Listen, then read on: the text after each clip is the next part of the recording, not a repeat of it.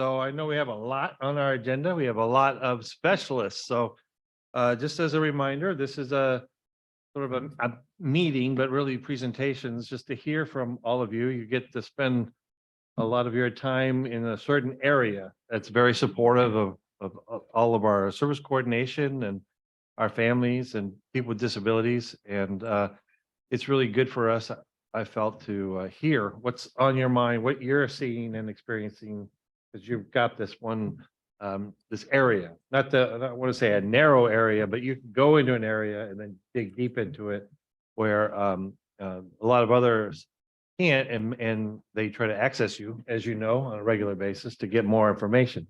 And then when questions come up, they sort of use you as experts. So it's nice for us to sort of hear from you and how your travels are going out there in Valley Mountain land, and just to hear what's the hot things, and also anything that you think might be coming in the future, that you're right in there, and what maybe you're seeing trends. So that's what we're trying to do with these meetings, and I think we do them twice a year or 4 times a year.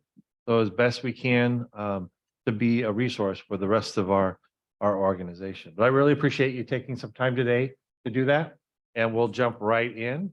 We have to go to Melissa first because she will cause a big fit if we don't. Like, she's been here the longest out of all the specialists, I think, maybe, and so she has the yeah, that's her thing, so that she's allowed to do that. So Melissa Claypool, will you start us off? I'm gonna take notes.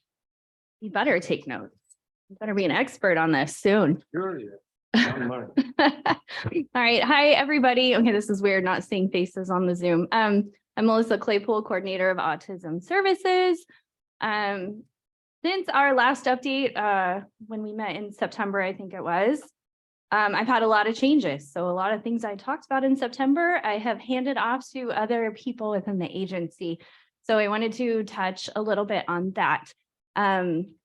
We have moved hands-on parent training, behavior services, all of that has moved back under the clinical team. Jenny Garcia, SOT, is receiving the referrals for the hands-on parent training class and doing all of that registration. Val and Sylvia, the BCBAs, can answer clinical questions related to those classes. The behavior services, including BIS, FBIS, focus-based intervention services, and Encore, all of those referrals are being sent to that BIS1@vmrc.net. Val and Sylvia are handling all of those referrals and assignments and follow-up. The autism diagnostic referrals have moved over to Chrissy Lopez in clinical, and Angela, the nurse, is in charge of the managed care plan MOUs now, memorandums of understanding. I remember your email, Tony. Explain these acronyms. So current responsibilities. I am a member of the Insurance Review Committee with Danielle Wells and Yvonne Lucero. I am overseeing our Early Start ABA services, including our ESCIP, Early Start Autism Intervention Programs, SEPIT, Social Engagement Program for Infants and Toddlers, and our center-based IT infant toddler programs. I also coordinate EIBT services, which is in collaboration with the school districts. EIBT stands for Early Intensive Behavioral Therapy Services. And I am also a member of the captain team for the regional center, which is California Autism Professional Training and Information Network. Man, there's a lot of acronyms. Insurance assistance requests, just kind of a bit of an overview here. I'm one of the team members on that committee. For individuals receiving services through their private insurance coverage, the regional centers may be able to fund the out-of-pocket costs that parents incur for those services, which may be a deductible, a copay, or a co-insurance. They do have to meet requirements, including income, and services have to be clinically appropriate and not the responsibility of a generic resource. So we review those requests on a regular basis every week and monitor and provide ongoing support. And just as a quick update, there is the updated insurance training scheduled for May 4th. So we are working on updating that information, getting that out to all the staff. I am doing this. Here is the overview for the early start EVA services. This is kind of a bulk of my time spent. So as I mentioned earlier, the ESAIP, the CEPIT, and IT programs. These are part of services we offer for children with diagnosis of autism or at risk for autism in the early start world. So just our little 0 to 3 babies. EIBT, so as I mentioned, this too is a collaborative program funded in conjunction with our local school districts and SELPAs. It can begin an early start for a child with a diagnosis of autism as part of preparation and transition to IEP services at 3 and under 3. We do fully fund that since we are the education agency, but over 3, again, it's a 50-50 collaborative program with the SELPAs. And then just kind of a quick note too, consultation and observations for early start cases, helping IFSP teams with planning. If there's questions, concerns about potential autism and appropriate services, I'm available to consult and potentially go do some observations visits with the IFSP team just to provide some feedback and input to help with planning. And again, Captain, so the California Autism Professional Training and Information Network, I'm one of our cadre members. Danielle Wells is on our state leadership team for Captain. Val Harris and Aaron Martin are the other cadre members for VMRC. So we participate in annual summit, we do regional cadre meetings and statewide regional center cadre meetings, which is why I have to leave early. I have to go to a captain meeting at 2. But part of our project is providing training for staff and vendors. We are working on a vendor training coming up in May. And we have plans for some staff training coming up later this year. So our goal is just dissemination of information about evidence-based practices. And that's it. So apparently the slides weren't changing. Uh-oh. When I don't know. Well, they were changing in front of me. They were changing in the room. For some reason, they weren't changing virtually. Oh, Thank you for letting me know. and I got a couple minutes, right? Yeah. You Still got to ask some questions. I was wondering about the EIBT. I love to ask you questions about that because I've learned so much from you because I get a lot of questions. Oh, and by the way, all this video that we're saving is just for us in-house. It doesn't go out anywhere else. So how do we have less and less, right? Are the EIBTs now? Yes, we have, what was that number? I think there's only, I think 7 or 8 active cases in EIBT. It used to be a much more robust program in our area across primarily San Joaquin and Stanislaus County, but some in the foothills. As a result, though, of that collaboration and the intensive programs, our school districts have increased their programming options for preschool children with autism. And so a lot of the children in our area are getting usually 20 to 30 hours a week in the classroom setting. So our school districts have done a great job of expanding the option in the continuum of service. It leveraged. That's awesome. Any questions? I think we got a minute. Any questions? Hard ones for Melissa? No hard questions for Melissa? All right, we'll let you go, Captain, my captain. Thank you, Melissa. Next on our agenda is another specialist. It is Michelle. Michelle Richmond. Thank you, Tony. So today I'll be talking about the education update along with Devin Hame, the IDEA specialist. We've been collaborating together on all of our activities and efforts in the last few months. So we thought we'd give a joint presentation. Yeah. So just to start by introducing myself, I'm Michelle Richmond, the education specialist. I've been in this role for about 4 months, but I've been with VMRC for 14 years. So over that time, I've had the pleasure of working with so many wonderful people here, managers, family, employees, as a service coordinator and an intake coordinator. And prior to that, I was working with children with autism for a few years. And that was in general education classrooms, special ed classrooms, as well as in their homes.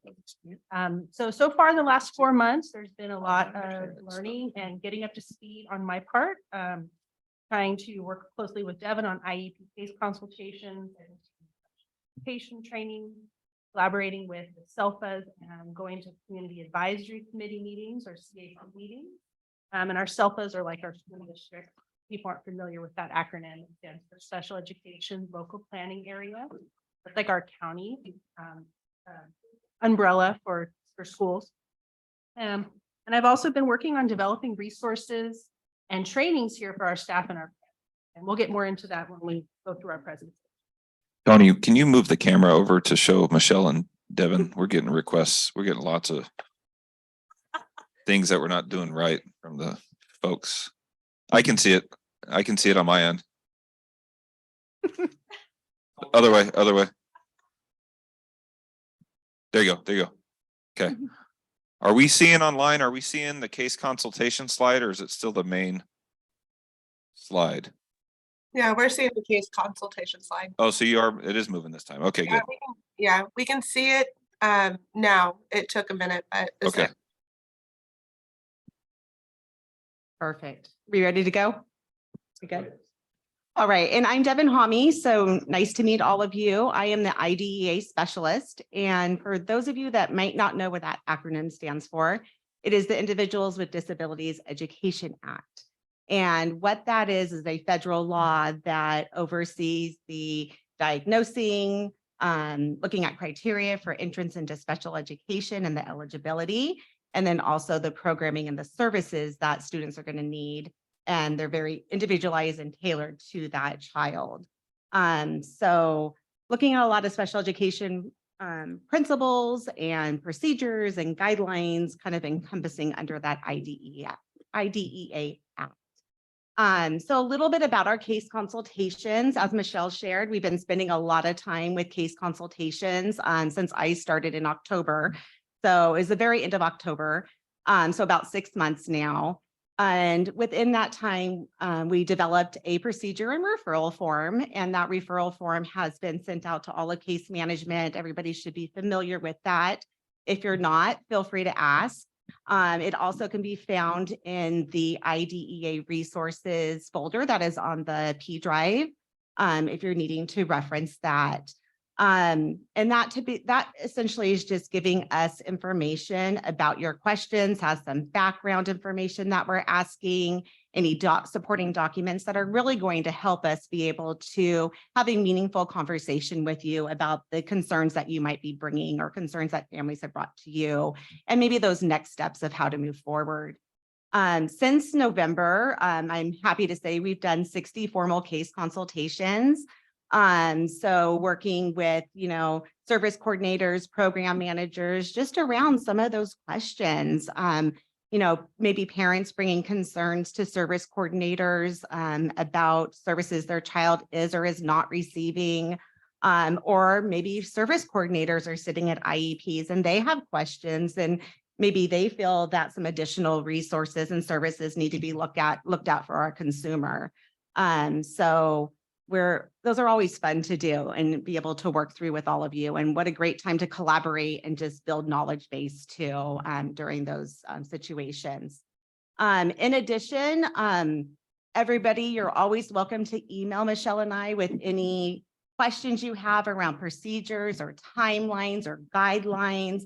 We really are saving that actual referral form for those situations where there are questions about what it is the student is receiving. So if there is a thought that maybe the student isn't receiving adequate services at that time.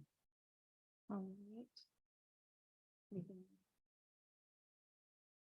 right. Collaboration, a lot of our time has been spent collaborating with different entities. The first has been the SELFA. So as Michelle shared, that it stands for Special Education Local Planning Areas. Within our encatchment area, by our 5 counties, we have 9 different SELFAs that we work with. actually 3 kind of in each region. So had the opportunity to meet with many of those SELPAs at this point in time, and continuing to meet with some right now. Some of those SELPAs have many LEAs under them. Some of those SELPAs are what they call single district SELPAs. So it's kind of the district and the SELPA together. In addition, I'm working to put together a biannual meeting with the SELPA directors and VMRC just to look at facilitating and enhancing our relationships with them. So that will be up and coming into the next year because we already know some players that are changing. So we're going to start fresh next year.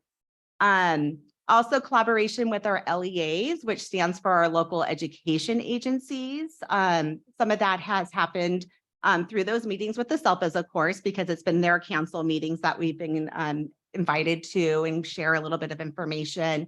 And then we've been able to meet with some of the school districts too. And a lot of that has just been around a lot more procedural things at this point and trying to work together and collaborate. As we all know, staff shortage is a real thing, right? And the districts are definitely seeing that too. And trying to collaborate with them while also letting them know kind of what we need to do to ensure that we're advocating for our consumers too and educating our families around what their rights are as the parents of those consumers. So we've been working with the LEAs, collaboration with our staff more through those case consults that we've been doing. We've provided some professional development that we'll talk about a little bit more in the next slide, but that's been exciting and there's more to come there as well. And then collaboration with our parents. So a lot of the collaboration with our parents at this point in time has been through working with the service coordinators on those concerns that parents are having. And we've taken that avenue at this point in this step because we're really wanting to use it as a time to build that knowledge base of everybody, right? It's kind of why we've gone that direction, but still looking at some up and coming more collaboration and professional development for our families in this next quarter with some surveys we're going to be doing and some upcoming professional development for all of them too. So, which takes us over to professional development. So with our staff, currently, Michelle and I, we just finished 2 weeks of professional development training, one training in Modesto that we did last week and one training in Stockton just yesterday, where we had the opportunity to train about 120 service coordinators around the foundations of special education. So that was really nice to be able. Did you? Yeah. So we really enjoyed that time with all of them and just kind of getting everybody that same foundation around special education, law and procedures and so on. We'll definitely need another one soon. So we're monitoring the numbers to look at when that will be up and coming. Some of the other things that we're looking at, there's a survey that went out to everybody probably in January or so, all of our case management that was really looking to see what is it that you guys want to learn? Where do you feel some of those holes are that you want filled in? And an outcome of that was definitely some people that were saying, you know, I want to just know the foundation. So that's why we started there. But some additional things we're looking at is a walkthrough an IEP. So being able to take that cumbersome document that our families receive, that is that educational plan for their child, and be able to help everybody understand what's in there. And then when a parent calls, we're hoping our staff have that ability to be able to quickly find some of that information that they may be concerned about or if they have questions about and so on. So I'm kind of right now calling it a walk through the IEP document. I don't know what it will really be named into the future. We got some feedback too around just behavior. So wanting to look at, you know, when a child's behavior does start to impede their learning, what needs to be looked at next in those types of situations, formal plans, formal assessments, when behavior starts to result in a student being suspended or expelled from school, what safeguards are in place for students at that time. And then that big question of a paraprofessional. A lot of questions we get about a paraprofessional and how does my family, or how does my consumer access a paraprofessional? So while there's not hard, fast guidelines around it, there are definitely some things that are looked at while accessing that service through an IEP. So in addition to that, just some of the other thoughts that we have are looking at the role of a service coordinator in the IEP. We've gotten a lot of questions about that, like what role do I have within that meeting and how much should I share? But I don't want to share too much too, I think some people feel at times. So really helping to support them through that process.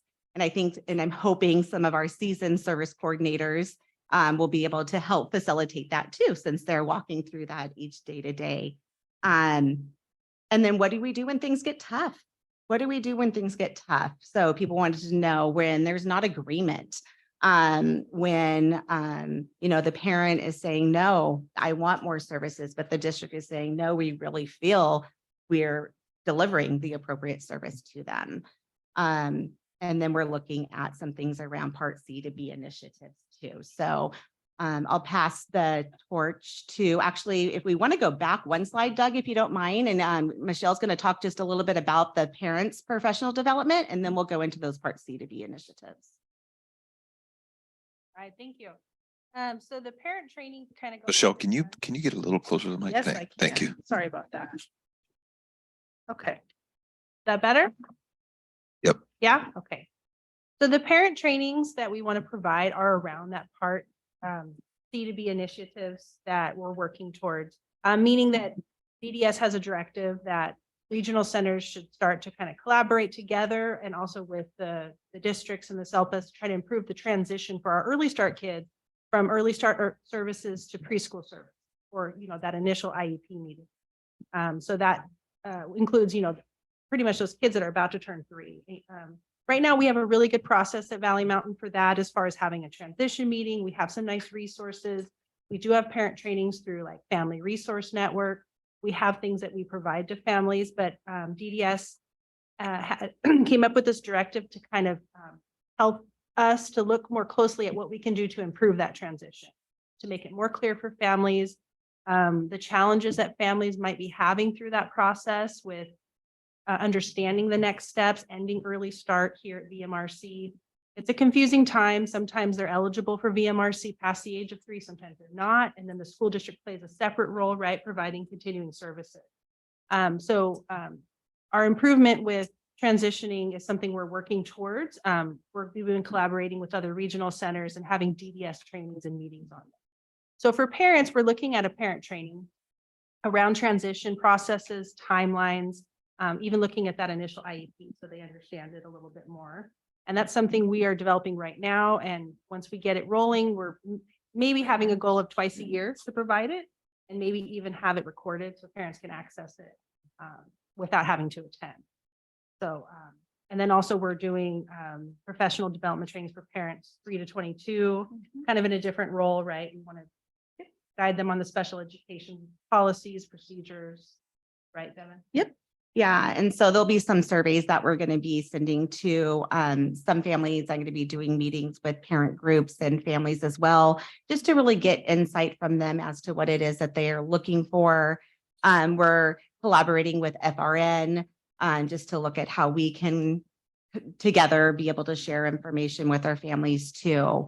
So more to come in that realm. We wanted to address a lot of our staff first, and then we're kind of now moving into the parent realm of professional development.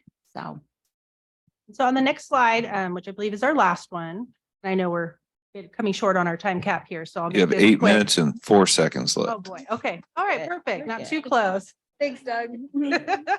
Okay. No problem. So I kind of touched on the Part C to B initiatives that we're working towards right now. I mentioned that there's regional center meetings. So I'm meeting with other regional centers once a month. There's other liaisons that are also working within their regional center. So we're sharing ideas right now about how we're working towards meeting the initiative. And we're also having DDS meetings as well. So they're giving us some guidance as we move forward. And also DDS is providing us with some additional training on the early start report. That is a data system for early start kiddos where we track referrals, we track when the IFSP was done, we track the transition to special education as well. So with the referrals were made on time, for example, is a very important piece. Referrals to school district are supposed to be made at a certain time before the third birthday. So we're looking at that so we can maybe improve any inconsistencies in how that data is collected across our staff and across regional centers, and hopefully use that as maybe a progress tracking data system for looking at how our referrals are being made now. And then as we make our improvements, is it getting better? Are we meeting those timelines more? So we're looking at that. The next slide or next piece on there says enhancing the handbook. So there is a handbook that's made through Family Resource Network, our local parent center, and it's called Building Bridges. We're looking at maybe improving that handbook. It's kind of outdated. So we want to collaborate with Family Resource Network as well as maybe one of the SELPAs or school districts in that area to see how we can make it maybe a little more parent friendly. We're also creating some documents right now that we want to hand out to parents at the transition meeting. That meeting happens about 6 months to 3 months before a child turns 3. So flow charts, next steps, very clear guidance for the parent about what's going to happen. Because a lot of times the transition to the school district might not be smooth because there's some missed meetings, missed appointments, or a misunderstanding about when contact's supposed to take place. So we want them to kind of understand what those procedures are around special education and eligibility and the timelines for sending the referral, for example. We've also created a contact list that covers all of our counties, our county SELPAs, our school districts. This is in the P drive if anyone's not familiar with it yet. I think it's been in there since February. So in the P drive under IDEA resources, there's a folder called contact list. So if you want to look up a specific school district and you want to know who's the special education program administrator, who's the special ed director, those are listed on there for everyone to access. And I will be doing my best to update that as frequent as I can. Beginning of the school year will be a big update on that. And then I think that's about it. We talked about the flow chart and then professional development we've already touched on. So we are looking towards those trainings for the families around the transition process. That's something DDS wants us to do, as well as update the VMRC website if possible, have some transition information. So we're looking at that as well. And last thing, we are looking at, again, how to collect data. So I talked about the early start report being maybe a data progress tracker for us. We're also looking at SANDIS as well to see how we can catch some of those families that have just exited early start, contact them directly to get a survey, to get sort of their feel on how the process went, what they feel can be improved, what concerns they might have had on our end or the school district's end as well, to see how we can improve that. So we'll be doing some more data collecting here soon in that. So lots more to do, but that's what we've been working on. Next slide. So with the resources, I'll make this quick, but one of the things that was really important to Michelle and I as we went into these first few trainings was making sure staff had resources and places to go to get information and get some of their questions answered. So we started by in those trainings giving probably a good dozen resources to them of websites and handouts, and really looking at that continuing in the trainings too, to make sure, people do have that information of where to go. In addition, something we like to do is just be able to look at maybe a resource list or something into the future that I think will be helpful. And just one last point to remind everybody that folder is IDEA resources that is on the P drive right now. And that's where we're looking to probably house everything. Right now, as Michelle said, there is that contact list for all the SELPAs and LEAs that is in there, as well as a lot of great work that she's done just with getting information about our current community advisory committees and the trainings that are happening through our different community advisory committees, and getting that to everybody so we can also share that with our families. They, of course, get that through that IEP process and at the beginning of the year, but it's another piece of paper, right, that sometimes you set aside for something that might not be up and coming for months down the road. So if you're looking for things, go to the IDEA resources folder because you'll be able to find things there. And then if not, feel free to reach out to us. And I'll be updating that as frequently as possible. as the community advisory committees are posting new trainings or Family Resource Network, I've been adding them to the folder and emailing staff. Thank you. We got time. There was one question in the chat though, back to Melissa. It says, I had a question for Melissa Claypool, the staff training that was mentioned. Would there be opportunities to receive continuing education units for BCBAs?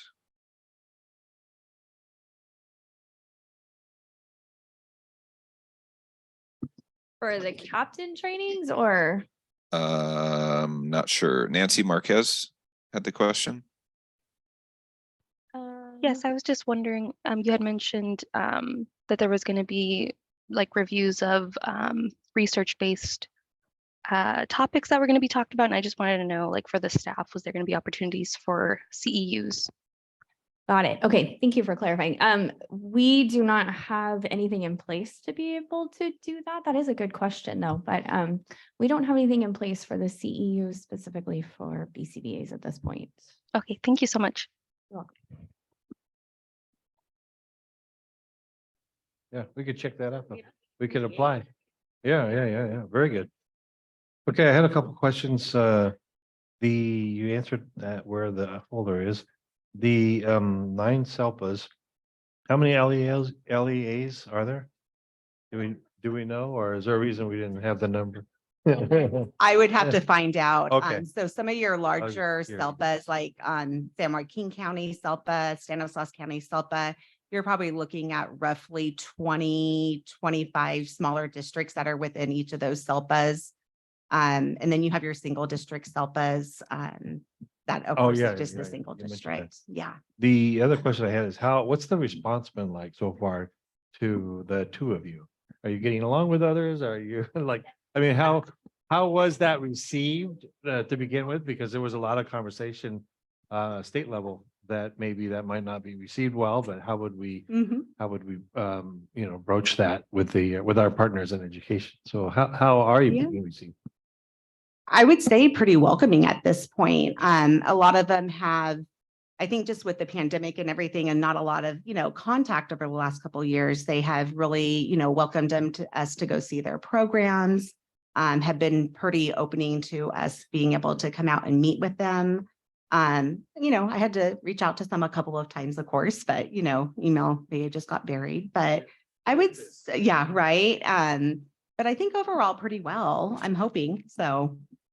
Yeah, and I'll be meeting with the San Joaquin County Office of Education teachers for one of their unit meetings coming up here soon, because they want some clarification on VMRC service and kind of how they can understand that better when their students come to that. So I think a lot of school districts like that sort of information. We have kind of a gray area with, well, some of your students are getting social rec, some of you are getting ABA. You're co-funding this, but you're not that. So yeah. They want that information. Another question I had, thinking about the trends that you might be seeing as professionals in this area. I read recently about the expulsion rates. The New York Times had a big article about that. It's a big problem in the country, and they were actually highlighting some events that happened in Sacramento area. But I wasn't sure if you were seeing that or hearing that or. I haven't. No, and they're called they're expulsions, but they're informal expulsions. That was the topic. Yeah. So they're not officially expelled. They're just sort of told to not come back for a couple of days. Okay, so more of a suspension, almost. Yeah, but it was off the books kind of a thing. Yeah. Not so much. I mean, I haven't heard the trends out there. And I'm only going off of maybe some of the case consultations that we've got around questions about kind of the safeguards in place. And I think I've only received maybe 2 or 3 case consults around that topic area. So, yeah. I don't know.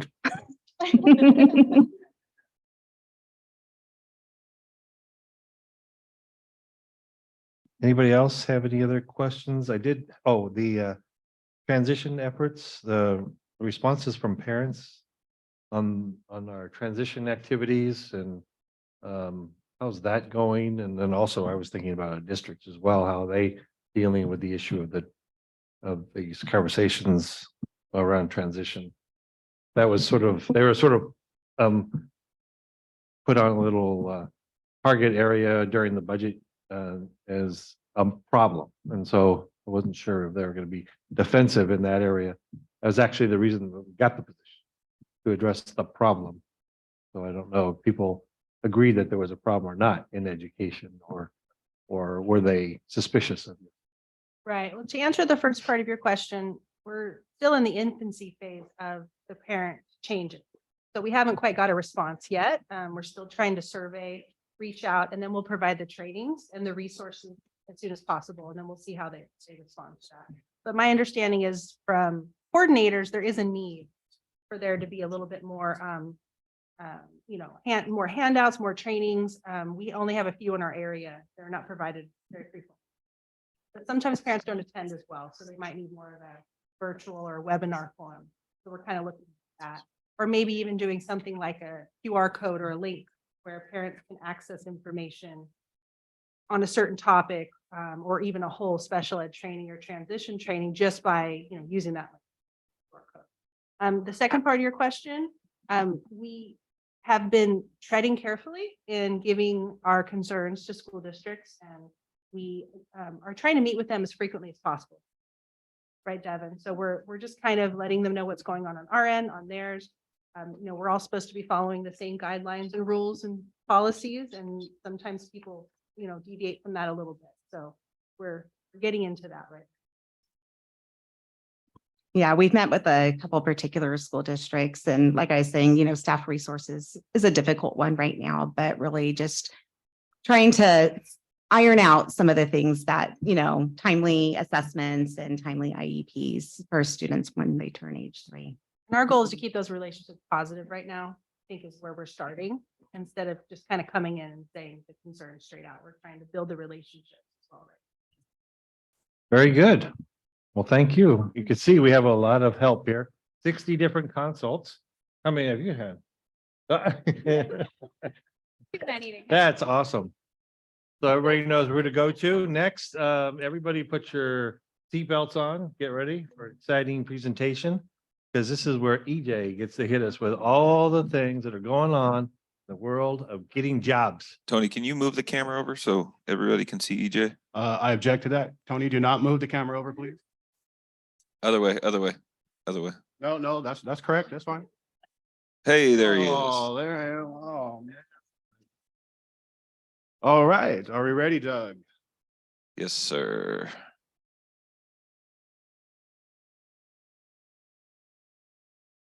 All right. Hello, everybody. My name is Enos Edmondson Jr., Employment Specialist, Valley Mountain Regional Center, your partner for disability services and support. Look at that tagline, Tony. You remember that meeting?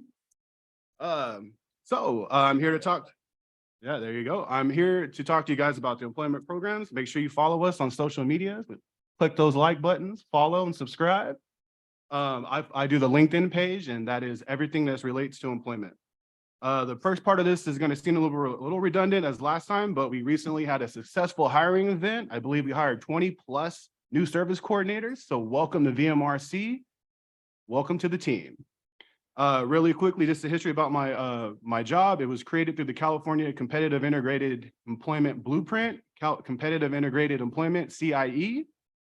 This was a blueprint to streamline services between the Department of Education, the Department of Rehabilitation, DOR, and the Department of Developmental Services, DDS. Our tagline is real work for real pay in the real world. Each regional center hires an employment specialist. That's myself. I'm 1 of 21. And my job is I act as a liaison for consumers, service coordinators, vendors, the business, and the community. The programs that I oversee, the CIE incentive program, the paid internship program, often called the PIP, supported employment programs or adult day programs, basically any program that has an employment or vocational component. I'm in charge of the local partnership agreement. And just recently working with the State Council on Developmental Disabilities, SCDD, the transition plan, SB 639, 14C certificates, sub-minimum wage, it's phasing out, going away January 1st, 2025. Some of the CIE guidelines and changes that took place. is our incentives to our vendors were doubled. So each time our individuals place an individual in a CIE incentive placement, they will get for 1 month of consecutive work, $2,000, for 6 months concurrently, $2,500, and for 1 year, $3,000 as an incentive. This has really helped, and our vendors have definitely been placing our individuals in the community. Our paid internship program is a tool that we utilize to help our individuals achieve CIE. Generally speaking, these are going to be individuals out of high school or people just choosing that they want to work. Very limited on work experience where they need to utilize the placement to gain that experience. So in that situation, we'll use the paid internship to help promote CIE. Some recent changes to that program. It went from 10,400 cap amount per year to 1,040 hours. That is about 20 hours part-time or half of a full-time employee. The other great thing that happened is we now get incentives for our vendors. So if you place someone in a paid internship for 30 days, we'll give you a check for $750. And for 60 days, you'll get $1,000. I mean, I'm the money man for our vendors. I mean, I don't know why they're not calling me more often. They complain about money. I'm giving out money. How come they're not calling me more? The paid, Tony, your microphone wasn't on. Paid internship service providers. So these are the providers that have added the paid internship to their program design: Lodi Unified School District, Career Connections, United Cerebral Palsy of San Joaquin, UCP of San Joaquin, Lincoln Training Center, LTC, Futures Explored, CVTC, Central Valley Training Center, that's in San Joaquin and Stanislaus. Really important, that is a behavior management program. So your consumer must qualify for the behavior management component and then also be looking for employment to qualify for that program. Very important. UCP of Stanislaus, Arc of Amador and Calaveras, and most recently, Howard Prep. And Howard Prep is in Stanislaus County. The supported employment programs that I work with, like I said before, I work with all-day programs or supported employment programs. We want to make sure we're getting people to CIE. So transferring from your traditional day program and getting them in the community independently employed. We're also referring individuals who want to build soft skills for employment to vocational day programs to build those skills and also to increase CIE outcomes. The Department of Rehabilitation, DOR, is what I oversee, the DOR referral packets. A lot of you service coordinators have been communicating with me and sending them from all offices, all counties. Thank you very much. I wanted to touch on that process really quickly. Is we've definitely streamlined that referral process. We've switched from a certified mailing system to sending it secure electronically. Thank you, Cindy, for helping me with that. Basically, that has cut down our time from, it was taking anywhere from 6 months to 1 year for the referral process. We've recently, again, got that down from 1 month to 3 months. That's from when the referral is received by myself and sent over to the proper agency. Just a reminder, all offices, if you can scan and email those DOR referral packets to me. I do have a mailbox in each of the offices. You can place in that as well. I'm usually at each of the offices weekly. But yeah, all packets come to me for review and for tracking purposes. Our contact for the Stockton DOR is Zachary Nathan. He's an ex-VMRC employee. He's done a wonderful job taking over in the middle of late last year. He was all caught up. Everything's was going great. I do have some unfortunate news. He did have a leave. He has a leave of absence. It was a medical emergency and accident. So his recovery time is going to be about another 4 months, about 6 months. So we're probably going to get to that 3 to 4 month side on the Stockton side again, but I'm definitely working with his fill-in replacement. The Modesto DOR is Brandy Balkima. She's excellent. She's been doing great communication with her. And then in the Amador and Calaveras County, we partnered with the Placerville DOR, Candace Neal. She's a favorite out there. And anytime we have a chance to utilize her, we definitely do. The local partnership agreement is another part of the job that I do. It's an agreement between the education LEAs, the education departments, our community resources, DOR, WorkNet, basically all the community agencies that work together to help our individuals achieve employment. You can find that at the California Health and Human Services website. It's an edited document that gets updated yearly. I will put the link in the chat or send it to Doug so we can put it in the chat. It's chhs.cal.gov/CIE, I believe. As stated before, recently, we had the SB 639 sub-minimum wage law signed into law, stating January 1st, 2025, no sub-minimum wage will be allowed for any individuals. So to provide you an update on what's been going on with that part of the program is January 1st, January of this year, I presented to each of our programs that currently utilize the work activity programs or sub-minimum wage, presented in person to the consumers. They brought families and the staff members were there, and basically let them know that by January 1st, 2024, you have to have a plan in place on what you're going to do for January 1st, 2025.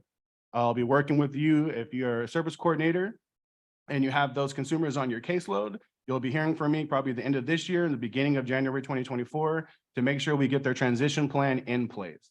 Very good news is each of our providers who are currently providing it have a day program or a vocational option that are consumers to go to. So very few consumers are going to be transferring from their day program.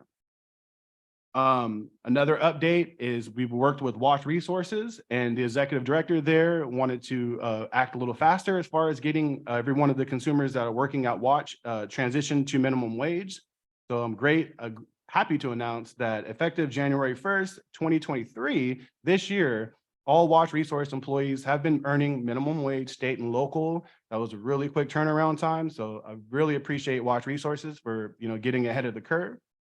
For Howard Prep, as I mentioned earlier, I've been working with them. They hired a consultant, Will Sanford, who helped with Futures Explored. We've recently approved their paid internship program to be added to their ADC. They're in the process of adding a CIE component to that as well.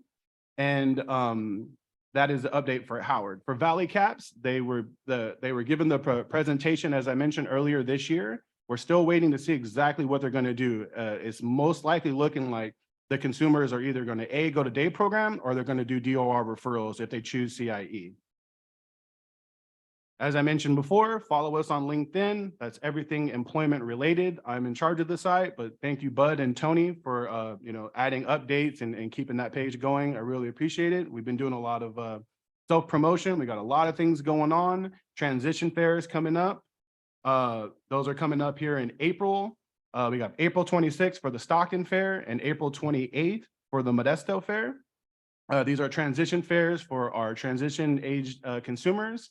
Looking to basically show them every service that we have that's going to help them, live more independently and in the community. Employment's a big part of that. Post-secondary education, the day programs in the area. It's a great event. It's coming up. Once again, the Stockton location, Wednesday, April 26th, 10 a.m. to 1 p.m. And then Friday, April 28th, 10 a.m. to 1 p.m. Our Amador, Calaveras, and Tuolumne fairs will be coming soon. I believe they're going to be in May, and there will be one fair. And those flyers will be out soon. I'll be at each of the events, manning a table, and obviously talking about employment. One of the other collaborations I got the honor of working with was Bud and Doug and Tony.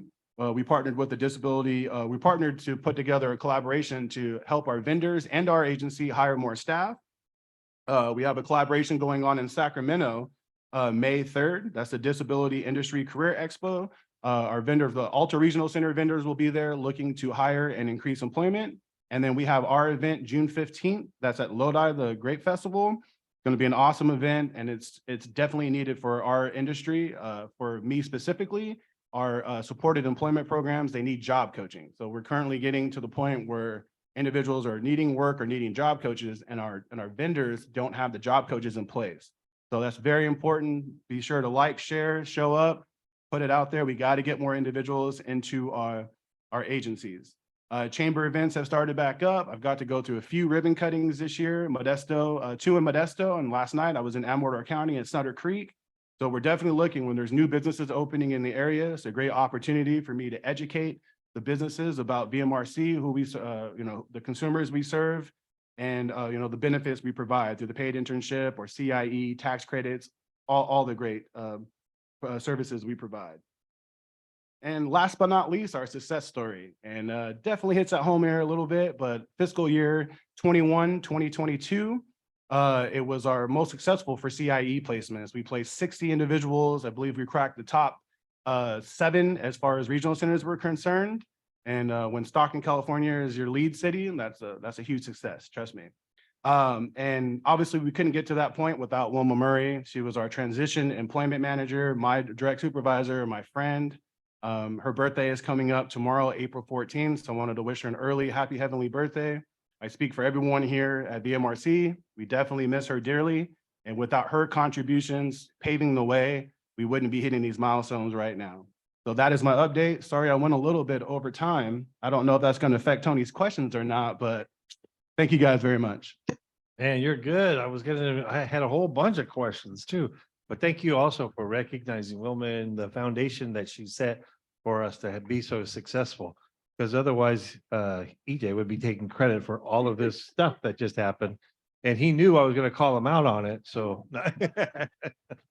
But very exciting to see you out there too with the chamber and talking about employing people with disabilities in every chance you can. And these are like non-traditional kind of moments where he's having these hors d'oeuvres all over the place, all over our 5 counties. He's having hors d'oeuvres and little glasses of wine. For us, though, he's doing it for us. And No Modi- glasses of wine. no, just the glass where the wine. Water, Yeah. water. Yes, okay. I thought they were Chardonnays all the time, but just water. Thank you, I appreciate it very much. No more times, we can't ask any more questions. You got away with that one, but we'll take them in the chat. And next item on our list is another one of our specialists that we can't wait to hear from as soon as I find out who that is. Linda De Laurenti. Linda. Can you move the camera over to Linda, Tony? All right, so hello, everybody. My name is Linda De Laurenti. I'm the FHA coordinator here at VMRC. I work in the Community Services Department. And basically, I know there's a lot of new service coordinators, so I want to go over basically what our family home agencies Move it are, back that way. who they are, and explain a little bit more about Little more, those little more, services. little more. Right. Okay, so Aaron's cracking me up, right? So the MRC has 2 FHA vendors. One of them is California Mentor. They have 36 homes, currently 11 openings, 48 placements, and they are in 4 of our counties. The other one is Howard Prep, Home at Last. They currently have 15 homes, unfortunately, no openings, 14 placements, and they are only in Stanislaus County. So what is an FHA, Family Home Agency? It's an agency that's vended by the regional center to recruit, approve, train, and monitor family home providers, provide services and support to those family home providers, assist individuals in moving into or relocating from family homes, and monitor the environment and services provided to the individuals. So when we say family home provider, we're speaking about person that is living in their own home, that's opened up their home to our consumers and gone through the agency, the family home agency, to be certified and approved. Yeah, so the providers are the ones, they provide individuals residing in the home with those services, supports that they need. Next slide. Our family home model. So when we're talking about family home model, the primary intent of this service is to provide a living arrangement that emphasizes integration into the existing family unit and promotion of self-determination. The family home model provides an alternative living option where there's unlimited potential for personal growth. Individuals have the opportunity to develop stable, long-term relationships, make choices that are important to them, have new experiences, and greater responsibility. So when we're talking about the family home provider, this is not a care home. They're not your typical DSP that you see in the care homes. but there are similar expectations regarding the supervision, ensuring the safety and individuals' right, provider training and support, and record maintenance.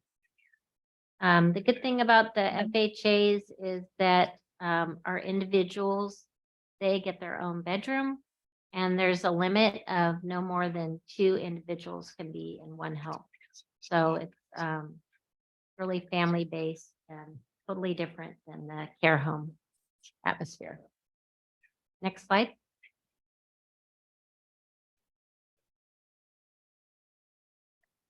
So who can be served?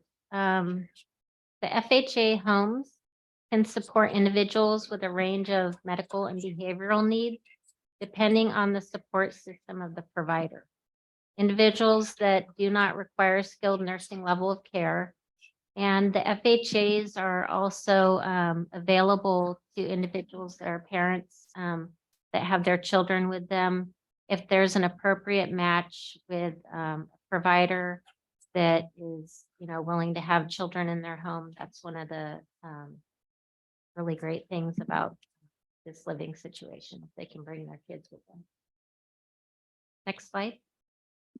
The health-related services, the FHA and family home shall provide or arrange for any health-related services which are referenced in the IPP or for which the FHA or family home provider is responsible, prescribed for the individual and needed by the individual. The provider responsibilities regarding healthcare, health-related services includes scheduling and transportation for medical appointments, assisting with prescriptions and medication administration. So they really take over that responsibility. And it really is individualized. So if an individual doesn't want their provider to schedule or go with them or any of that, they don't have to, but they are there for them to do that. Next slide. So there's many responsibilities of the family home agency. Again, those were California Mentor and HAL. They need to recruit, train, and certify the providers, confirm background clearance for the provider from DBS, conduct intake meetings with interested individuals and their families and other supports, work with the planning team to pair the individuals with an appropriate provider match. So that's probably one of the biggest things that they're responsible for, because it has to be a good match between the consumer and the provider. It's they're going to be part of the family. So everybody has to get along. The personality traits have to kind of match up, all of that. They also need to provide additional case management support and develop an ISP for each individual. Also, provide ongoing training and support to the individual as well as the provider, and opportunities for activities to develop the bond between the individual and the provider. They provide the provider with respite opportunities as well as respite to other vendor providers. So if you have a individual that is living in a care home and they're needing respite, HAL and Mentor are available for those respite placements, even if the person is not in the program.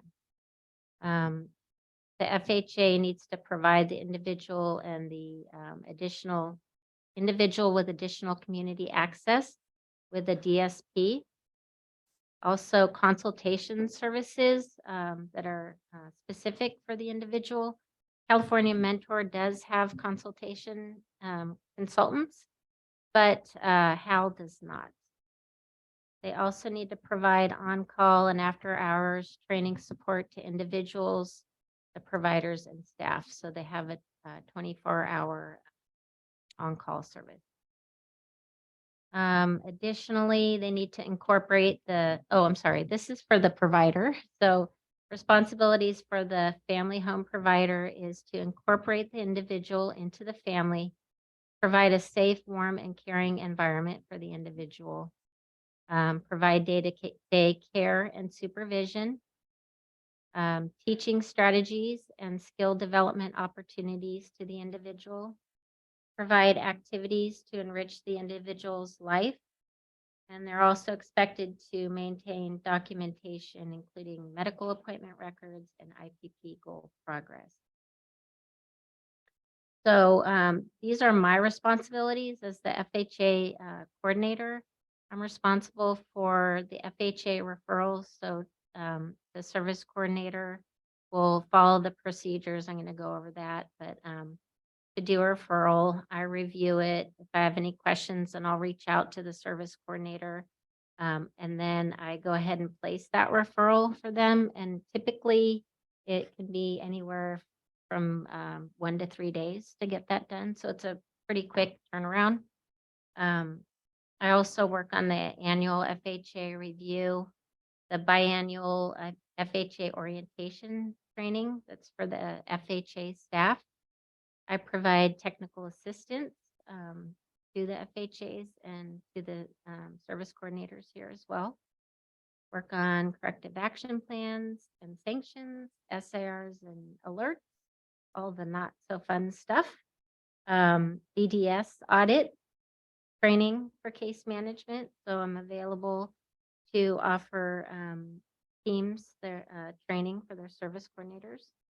FHA marketing, I've been working with the 2 agencies on marketing to get more providers into their systems, as well as info sessions. And I recently sent out a survey talking about,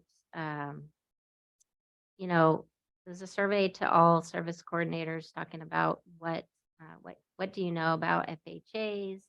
Are you interested in getting any more training? Do you have consumers on your caseload that would be interested in FHA placement? And so I'm going to gather that information. Also, what counties are your individuals interested in living in? So I also provide support for service coordinators, and I'm available to attend IDT meetings. This one is the monitoring summary. So not only do the FHA homes get, does that mean I'm over my time? Okay, I'll wrap it up. I'm not going to go over this, but the homes are and the individuals are monitored by both our service coordinators as well as service coordinators that they have at the FHA. Okay. So where can you find the referral? On the P drive? The instructions are in that folder, and you basically send everything to the FHA referral email. Will there be more vendors, FHA vendors? The answer is we hope so. We put a request out for proposal, and thank you. That's it. That noise, that means I don't get any question time, I but just there is had- question time at the end of the agenda, as you see. Okay. So we'll go right on to Anna. And Anna, how are you doing after all of that heavy load? Great. I just came Good. back from a 2-week vacation. Nice, you earned it. It was time. So hi, everybody. I'm Anna Sims. I am a senior community services liaison, and I oversee the implementation of the HCBS final settings rule. For those of you that are new service coordinators, we will be having additional trainings on HCBS because we definitely cannot condense it to 10 minutes. But we really encourage you to take that training. It's very valuable. You guys play a huge role in ensuring that the rights guaranteed to our population under HCBS are afforded to them. And so we need you guys to partner with us as service coordinators to let us know when you have concerns about whether somebody's rights are being denied to them by a vendor. So if you ever have those kind of concerns about rights-based information, please do complete an alert and send that over to alerts@vmrc.net so that we can investigate and provide support for you and for your consumers. But some exciting stuff that we've had going on. So the last year has been a whirlwind of compliance determinations. It was a lot of work and I had a ton of help from the agency with getting through all those compliance determinations. We had almost 300 vendors that needed to be evaluated for their compliance with these federal regulations. So it was a very, very long process, but we did it and we achieved 100% compliance just before the deadline, which was March 17th of this year. So that was incredibly exciting. Yes, it was incredibly exciting. But there's more work to do. Of course, compliance is an ongoing process. And just like with Title 17 and Title 22 regulations, we need to monitor for ongoing compliance with the HCBS regulations. So we've been working on some tools for that. Our quality assurance department started using the new tools in January. What we have done currently is added all of the information regarding the federal regulations to our annual review form that our quality assurance liaisons use when they go out and they do annual reviews for all of our care homes. So they'll be working on that and I'll be providing support to them going forward with those reviews. We are still waiting for DDS to let us know, what is that going to look like statewide? What are Centers for Medicaid Services going to expect as far as doing those compliance reviews on an annual basis? Will it be all of our vendors? Will it be just a portion of vendors? So we don't know exactly yet, but we have updated all of those annual review forms so that we can make sure that regardless of what the state requirements are, that we know whether our vendors are in compliance with these HCBS regulations or not. So I'm really excited about the HCBS regulations. It's all about civil rights. It's such an incredibly important thing. We all get up every day and we make decisions about our lives and nobody else decides for us. Our kids might try and decide for us, but for the most part, we make our own decisions. And really, these regulations are all about giving that control back to the individuals that we serve to make decisions about their own lives, to have that autonomy, to be treated with respect and dignity. So it's just an exciting time to finally have these regulations be put in place and to move forward with that. We do have some exciting grant work coming up. The state has allocated $15 million for this current grant funding year split between the regional centers. This time they split it up based on how many consumers we have at each regional center. So we got a little over $600,000 to allocate from these grants. We're going to be putting that money into a number of different places. Some of it is going to go for training of our FHA providers on HCBS and person-centered thinking training. But we also have decided to really put our money where our mouths are when it comes to services for our deaf population. And so we will be rolling out a request for proposal soon, requesting for day programs to look at increasing services for our Deaf Plus consumers. And so that's going to be $450,000 split between our three catchment areas. So we're really, really excited about that and about providing those services for our FHA homes. And using this grant money to really just improve services across the board. And the DSP collaborative? That too. Yes, we do have a very exciting DSP collaborative. I think you've heard everybody talk today about how challenging things are with having enough staff for our vendors to be able to provide services. And so Tony has been working collaboratively with Alta Regional Center, and we've got a team here working on it. But they are working on a workforce collaborative, which will have a website that our vendors can put up applications for jobs that they have available for DSPs and really getting that information out there. And like what EJ had talked about, with just making sure that people know about this field and how exciting it is and all of the things that we contribute to our communities. And hopefully encouraging more people to join us. Yeah, you can't have HCBS services if you don't have anybody to do the work, Yes, right? Yes, we Yeah. need the people to do the work. Yeah.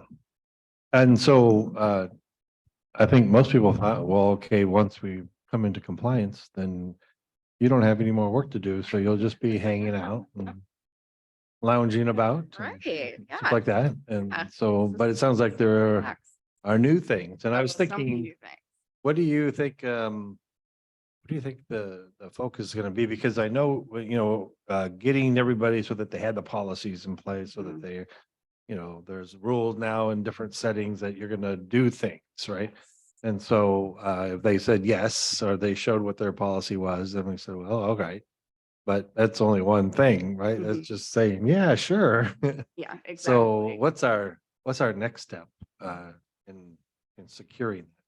It's really going to be about implementation. You know, how do you do this successfully? How do you provide services in a way that are HCBS compliant? But, take into account people have different needs regarding health and safety. And I know that's a question I get a lot from service coordinators, is about that modifications process. And so there's going to be a lot of work going forward with really figuring out how to do this work in practice and not just on paper, because anybody can look compliant on paper, right? And the policies are incredibly important. We need to have those privacy policies in place. We need to have policies for our vendors to use when they train their staff. And how do you follow these things? So it's going to be a lot of work with implementing and really putting things into practice. But we're looking forward to that. We do have a grant that's going to be associated with assisting our vendors with those challenges that come up. And that has been awarded to Campbell Solutions, which is one of our vendors that provides residential services here. And so they'll be providing some remediation support and assistance to our vendors as far as how do you really do these things on a day-to-day basis. It's going to be exciting. Very good. So we won't be catching you lounging around, I guess. Probably not. Any other questions for Anna? No? Okay, well, congratulations. And that was a major effort and you did it. And nobody was harmed in the act of becoming compliant. So that was good. Thank you. Were there any questions on, oh, there you go. The next is Libby. I love following Anna because she's the only one that can make regulation language exciting and interesting and fun with that. So I'm Libby Contreras. I'm the Children's System of Care Coordinator for Valley Mountain Regional Center, and I oversee all of the services for our foster children. And we have about 350 of them in our agency across the 5 counties. In this position, it's half of my role. The other half of my role is community services with my other fantastic supervisor over there. So part of it is with community services and part of it is with the foster care children and working closely with Tony Anderson. So the concerns that we have is that foster children move much quicker than services are provided. And so a wonderful assembly bill came out 2083 a few years ago that really talked about how can we get coordinated services provided for children before they move again and getting services in place so that our children are not going without. And so the assembly bill said, there's a lot of agencies that are providing very similar services and the left hand needs to start talking to the right hand. And that's where we developed 5 MOUs across our 5 counties. And we collaborated with our partners, including behavioral health services, the County Office of Education, probation, child welfare services, and Valley Mountain Regional Center. And the 5 of us partnered together and came up with a plan and agreement and said, you know what, these are not your kids. They're not my kids, they're our kids. And our kids are moving quickly and not getting what we can offer them. And so this MOU said, we need to come up with a plan. And the plan is that we are going to talk to each other. We're going to talk about a referral system, and we're going to talk about barriers that we have to get system and services in place. And we're going to learn about each other. We're going to learn what you do that I can help you with. And you're going to learn how we process things and how to be more efficient to get the needs met. I can't say I do this position alone. Tony Anderson is certainly my right hand in this position. I'm so grateful for him. But I do also have some wonderful program managers in our agency that really helps make this role even better. Amy Brownie in Stanislaus County, she helps me quite a bit with staffing of cases and also partnering with me with the FFA meetings every single month. Katina and Julie Diego, they help me immensely with San Joaquin County, which is our largest populated county for foster kids, with helping me to staff cases and also participating with the SMART meetings. And we've got a wonderful system of rotating our schedules to make sure every child's needs are heard. And of course, Josie Craig with the Foothills, how she gets across 3 counties. I know I did it for years, but she is a fast rabbit. She can go from one county to the next. And she certainly does help me with staffing of cases, participating in every month advisory meeting with these counties, and really being a source of support. So these are the folks that really help with our foster kids and have really stepped up to the plate to help me make it happen. The system of care, we meet twice a month. We have an ILT meeting where the executive directors of each of these agencies come together and they make the laws and review what we can proceed to provide and what are the legal aspects of it and how to make it happen. So, and Tony has been gracious to let me participate with him in these counties. And it's where really things, it's really where things are, from conversations to making things happen. And it's just so wonderful to see this come into fruition. The second group that we have is advisory committee, where we meet every month as well. And that's the management of these teams. So the managers of these 5 collaboratives, we meet every month and we come up with the game plan. What's working for you? This is not working for me. And how do we make this happen? And we share this information every month with the executive team, and we come up with a plan. We meet also with DDS has, every regional center has a system of care coordinator representative. And we meet every month with DDS and we talk about what's going on with our counties, what's working, what's not working. And what we are hearing quite often is turnover. And that's not only with our staff, but with our committees. You know, we have new directors, we have new managers, we have new leaders, and every few months we get things going, a lot of progress, and then someone retires. It's not me, but someone retires, or someone wins the lottery. And that's not me either. But and people change and they move on, or they promote, or they move over. And so every month there seems to be someone else that we're introducing and getting up to speed, and then starting over with the plan. So that seems to be a hurdle. But that's all across the state, and all regional centers are saying the same thing, is that what started 3 years ago with some wonderful MOUs is that we are continuously teaching each other what we agreed on, how can we improve, and introducing our resources to each other. So that's been our challenge. Our MOUs that are coming up for renewal, we have quite a few that are coming up, and I just want to give a little update on what we've accomplished and what are some goals. And the goals are always in for conversations.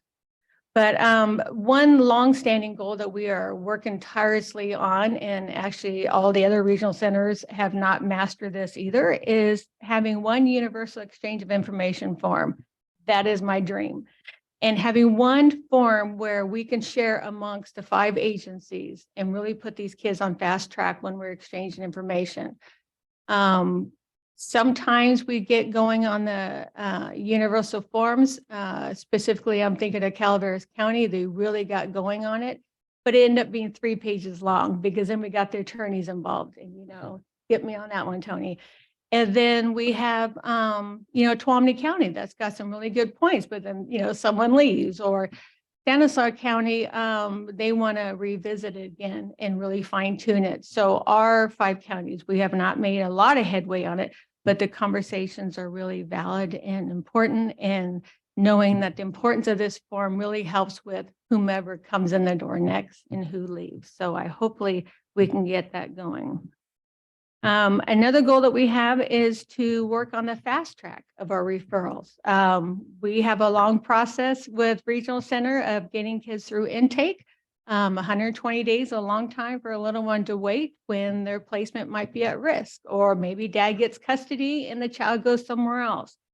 And so sometimes a holdup can be getting records or consent from someone. Call me and contact me. I'll contact my counterpart. We'll get those records and moving it forward. Everything has got to be on fast track as soon as possible. And it's not intended to put foster children in front of the line. What we're saying is that foster children, they have advocates in many directions, but sometimes it's a matter of getting the right one pulled in and not having the process become a standstill. We don't want things to be held up because we don't have one form signed, or we can't get a hold of one parent, or who has ed rights. So we need to make sure that we have access to keep these kids going through intake and get the services started. A goal that we have that we started implementing in the last 6 months is CFT meetings, and we recognize between all 5 counties that is really the hub of all of our appointments, meetings, goals, agendas, that the child family team meetings that foster, that social services schedule with children, they're asking a lot of the same questions that we are. What's going on with the child's health? What's school? What are their records? Who is visiting them? Who has legal rights? We're asking a lot of the same things. And so we are asking each other to partner with the CFT meeting so that we can ask and hear the same questions, hear the same answers, eliminate the appointments and meetings foster parents are having, less burnout for them, and be proactive so that we know what social services is doing with the kids, and they know what regional center can offer for the kids. And the more we can work together, we can be proactive and not get the call afterwards. Well, that child moved 6 months ago. That child moved 2 months ago. If we're proactive, we will know what's coming down the pike. We will know who the social worker is. The social worker will know who we are. Another goal is that San Joaquin County is new to me. I just pulled them in, and we're starting to work together on this bill, and they've been wonderful. So I'm super excited to be able to have the 5th county and working with them to getting our partnership going. Some things that we've achieved, we have appointed a go-to person with all the agencies. And so when behavioral health needs records from us, they know they can contact me if they can't get hold of service coordinator. If they don't know the name of the service coordinator, my question is why? You know, has there been an attempt to reach our service coordinator? Has your social worker changed and didn't identify the service coordinator? Is it on us? You know, how can we partner so that we always know the other person's name? I certainly understand social workers change, service coordinators change positions. It's both sides. But if we can put a notation in when we first get a case, this is a foster child who's a social worker, this is the name, and then make a quick introduction, this is who I am, then that person should start inviting you to CFT meetings. And it's a big push on social services side. Stanislaus is really taking the lead on this. Calaveras is coming up nicely behind them as well. Amador, we're still working with, and Tuamini, we're certainly in conversation about it. But the value of having us at the table with every possible CFT meeting puts us in a proactive position. And I am not at 10 minutes. Who did that? Okay. Let me get down to the last thing. I'm trying to avoid any questions. That's why I'm talking too You much. guys are Too much. bad example. So I wanted to share, I had a wonderful privilege of going to a seminar last week in Anaheim for the foster youth in California schools. And it was about how to build a multidisciplinary children's system of care in your county. Wow, LA County is impressive for all the thousands of kids they have and the systems they have their place. Their IT department, the way they have things set up is quite impressive. And I was able to take away a lot of different ways to help talk to our counties about improving the connection and resources. I'm not the IT person, but I was very impressed with how they were able to connect social services, their registry throughout all of them. And they're doing it for the LEA, the county, and all of them. But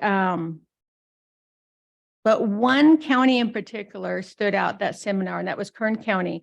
And they talked about that for every foster child that comes into their school districts is hooked up to the counselor within 48 hours. And that counselor hooks up the foster child to a club. Doesn't matter what club. That foster child has to pick a club. It could even be a tutoring center if the child wants to have being tutored on something. I asked about, resource classes, what are they doing with regional center kids? Doesn't matter, straight across. Every foster kid gets hooked up with some type of club. And the purpose of that is to be connected, because kids move so much, they're not having connective and they're not having relationships. So Kern County has a wonderful program in place to make sure every foster child is connected immediately, no matter how long or short they stay. Now in the seminar, and I'm almost done, Tony. I'm almost done. Gabby's getting nervous. At the end of the seminar, and there was about 1,000 people there, there was a group of foster kids that came and they did a presentation on what it's like to be a foster kid. And there were some incredible stories. At the end of the seminar, I invited 5 of those kids to have lunch with me. And I talked to each one of them and I asked them, I heard from 1,000 professionals for the last 3 days. I want to hear from you. What do you need from professionals? And 2 of them were regional centers that I picked out for lunch. And the other 3 were not. And all 5 of them said, I want someone to talk to because they move so much. And one young man said, I would have been fine with a counselor. I just wanted someone to talk to. Another one said, I wanted a mentor. My friends all go to Little League and sports. They have coaches and someone's waiting for them. I have no one waiting for me. And then I asked them, who was your favorite social worker and why? 4 of them could not tell me a name. 3 of them couldn't tell me they had a social worker. And yes, I did ask the 2 regional centers. And the answer that came across is that the person that made a difference in their lives, no matter what, they classified it under being a mentor. The one person that talked to me and asked me about me. And they were so appreciative that I was asking them how they were feeling and what they needed. And I told them, and I shared this with community services, I said, the last 3 days, 1,000 professionals, all this expert advice and suggestions on how to work together. The kids are the experts. They're the ones that's telling us what they need. We need to stop being parents and check in with the kid and see about their social and well-being and how to help them and how to better support them. And they are the best. They are the expert to tell us, I just want someone to know I'm going to be home. I'm coming.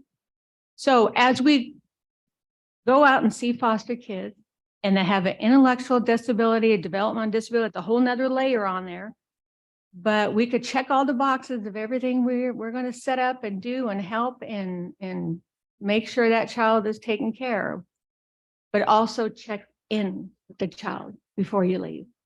Put eyes on that child, have a conversation, know what's going on with him. And I guarantee you, your job will be perfectly done. That's it. Thank you. And you did. You took up the time. I can't ask you any more questions, but I will also add that, through our conversations and the conversations with leaders in all the counties, we're working towards the specialized caseload for foster care at Valley Mountain Regional Center. So Tara's working with me on building those cases and we'll be having that emphasis. Thank Very you good. from Thank you. all that input. Gabby, our cultural specialist. Thank you. Well, Libby, that was great. And so since our last meeting, I thought this is a perfect time for me to present to you guys a little bit about the service access and equity grants. They recently just started in March. So just to give you guys a little bit of background, first of all, I am Gabriela, the cultural specialist. And one of the things that I do, I work with the service and access equity grants. And just before it was more known as the disparity grants. And so they were in place in 2016. And basically what it is it's an allocation of funding that the regional centers and the community-based organizations receive from DDS. And it's to help with the disparities in the regional centers and also to create a community partnership with learning and advocacy. And so it is part of our Lanterman. It is, I went ahead there and put the Welfare Institute code in case you guys want to read a little bit more.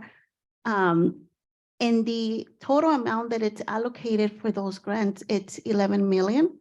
And so what happens every year around October, regional centers and community-based organizations compete and kind of submit a grant.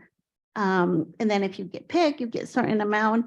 So what I'm gonna cover today is some of the grants that serve our region. And so the first 5 that I'm gonna cover are statewide. I did put the contact information.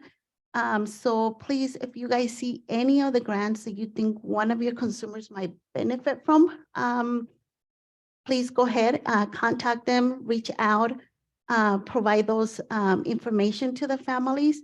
So the first one is the Acorns to Oak Trees, and that's basically a Native American early intervention navigation project with culturally incompetent outreach for tribal families, and it is geared towards Native American families. So if you guys have any families that you think would benefit, go ahead and please forward the information. We also, there's also the Autism Society of Los Angeles, cross-cultural independent facilitator specialist training. And this one is geared more for self-determination. So what they're doing is a training to support culturally and diverse individuals and families in this self-determination program. And it's targeting the African-American, Hispanic, and Korean families. So some of these grants target certain ethnicity groups and others just target 1 or 2. The California Tribal Family Coalition, also it's protecting and strengthening the tribal families. And this grant actually is for families to increase the access and expand advocacy and address implicit bias. And it's also geared only towards the Native American families. The next one is the Children's Hospital Los Angeles Consortium of Public Health Initiatives. And just a brief also is the established consortiums of disability agencies to address the specific challenges of facing individuals with disabilities in California.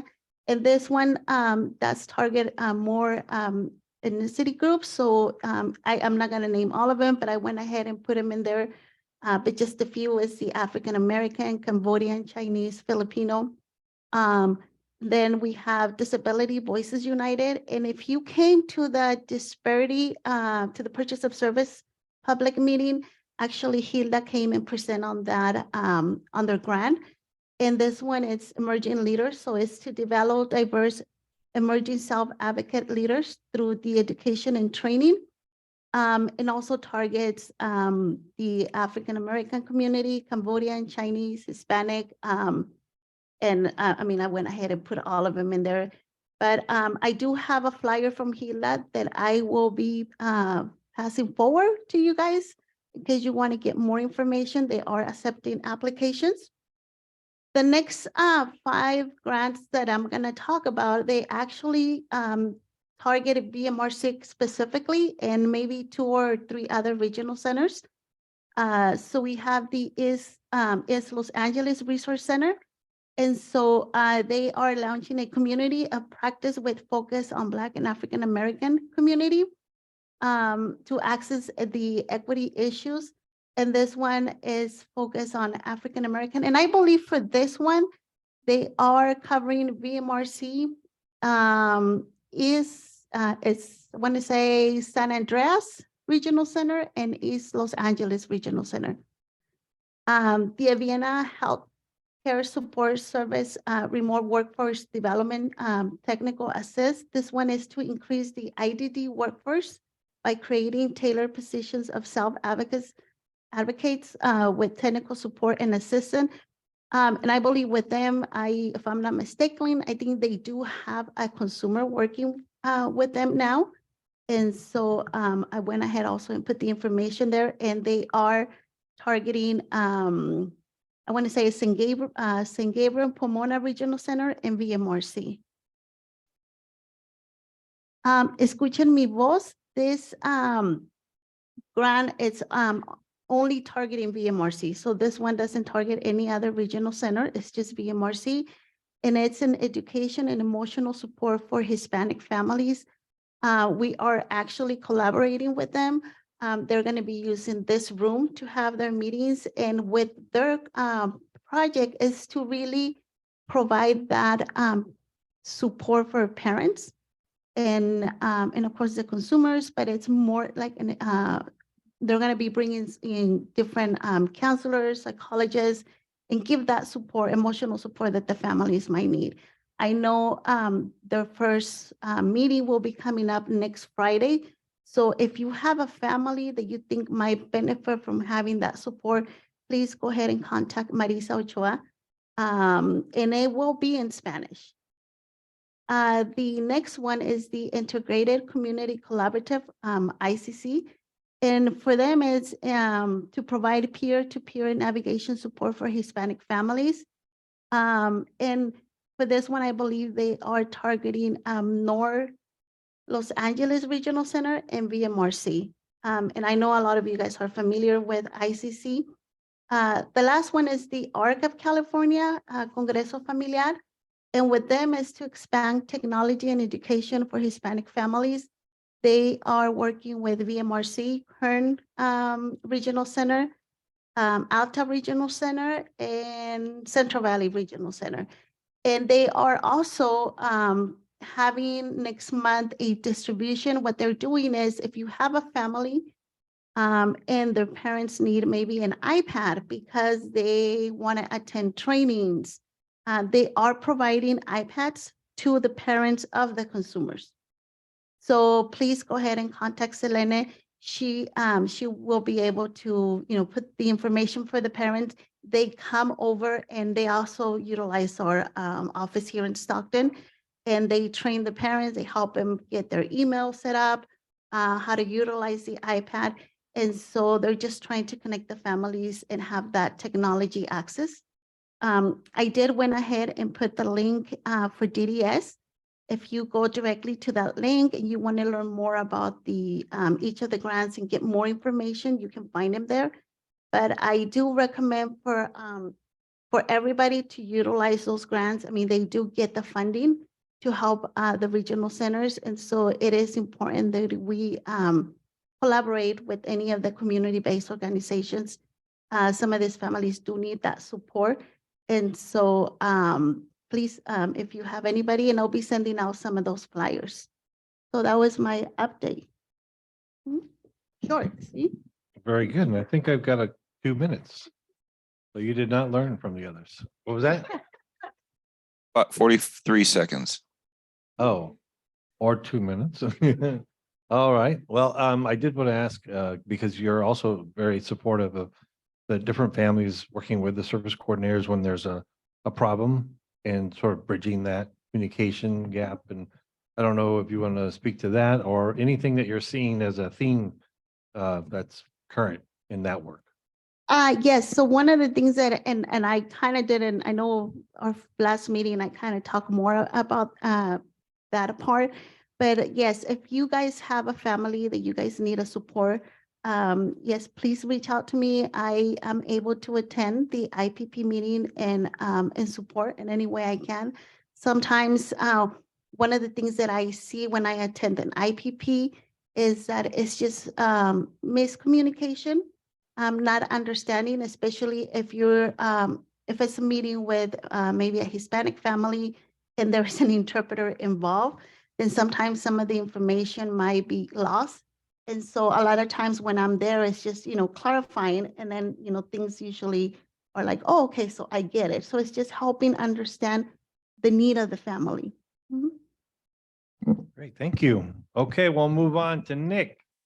Nick Bulger.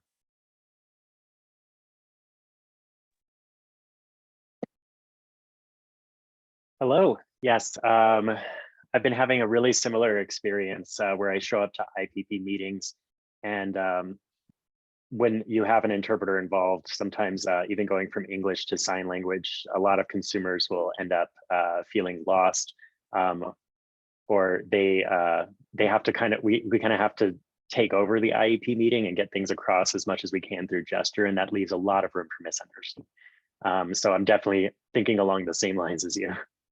All right. So hello, everyone. My name is Nick. I am the deaf and hard of hearing coordinator. Been in this position for about a year. Been a lot to pick up pretty quick, and I've met a lot of wonderful people. And I thank you all support you've given thus far. I do have a list that I've posted in chat about my updates. Basically, what we are doing this year. We want to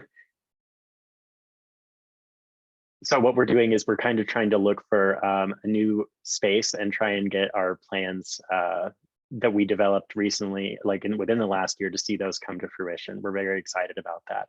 So within that, we want to expand services and resources that are available for deaf individuals and their families in our community. We want to get them connected with consultants, interpreting agencies, service providers, people who we want to provide trainings with our vendors so that they can be culturally sensitive. Y'all can just read through. I'm gonna read through myself here.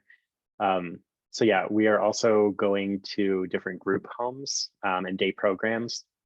And basically when we go in, we're conducting observations, making sure the rooms are set up correctly, making sure they have alarm systems that they can use, video phones, access to interpreters.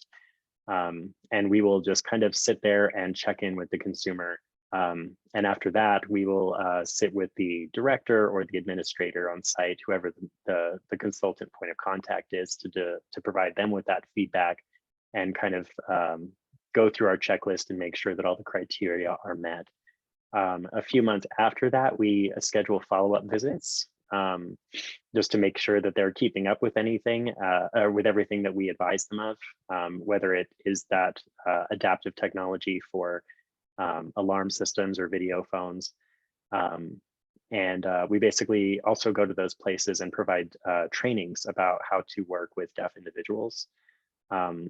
How to get the most from a meeting with a deaf consumer, and we make ourselves available to answer their questions. We also host that within VMRC as well. We've also been analyzing data and information regarding how many Deaf Plus clients that we have in those 5 counties. We're wanting to try and examine what sort of level of deafness they have, any additional disabilities that may be in their unique to their situation. We also want to make sure we're starting to show up to IEPP meetings because I'm seeing, you had mentioned previously, I'm seeing a lot of that misinformation sometimes when an interpreter is brought into the equation.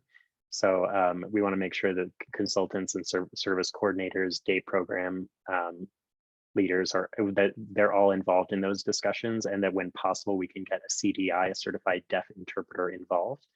It's a little bit different having a certified deaf interpreter. Their role is distinct from a hearing interpreter. So yeah, just making sure those services are available.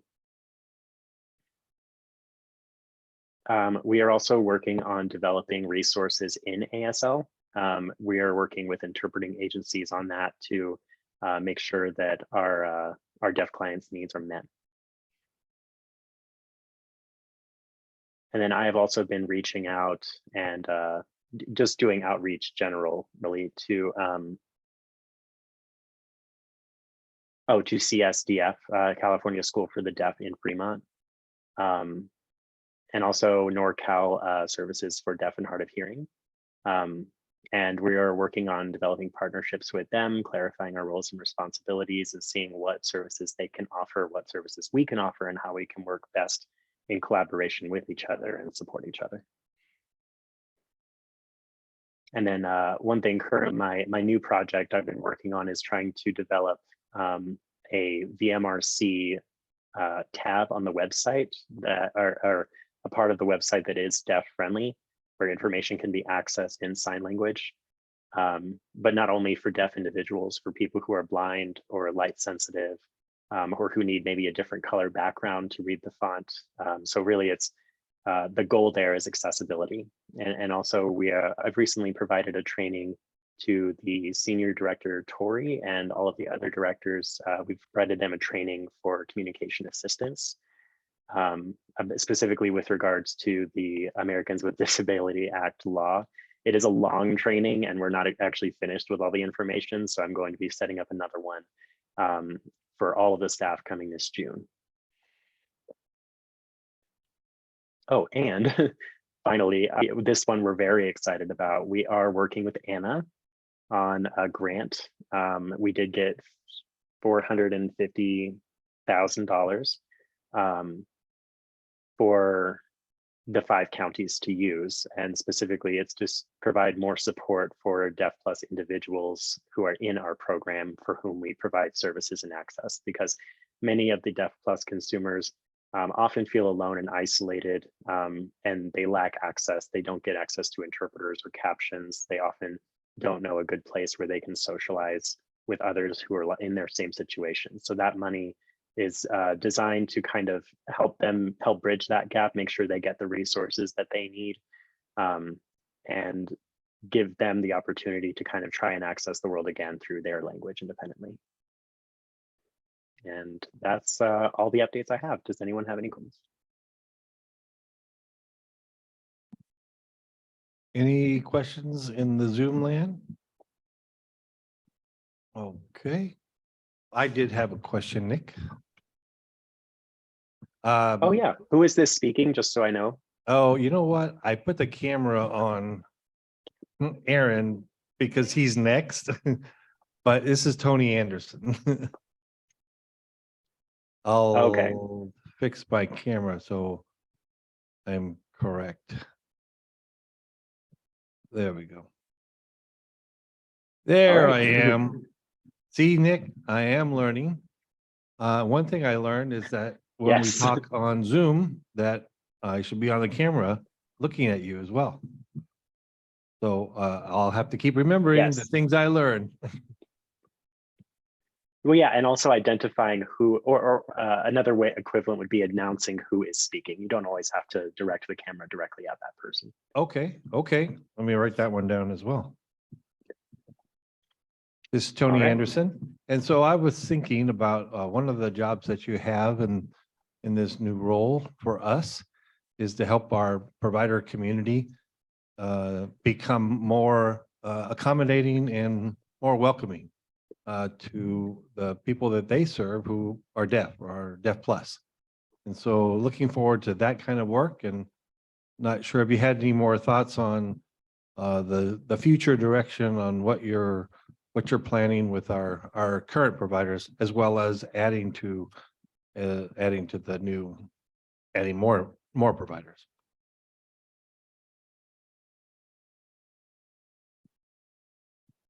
I'm sorry, just to be clear, was that a question you were asking?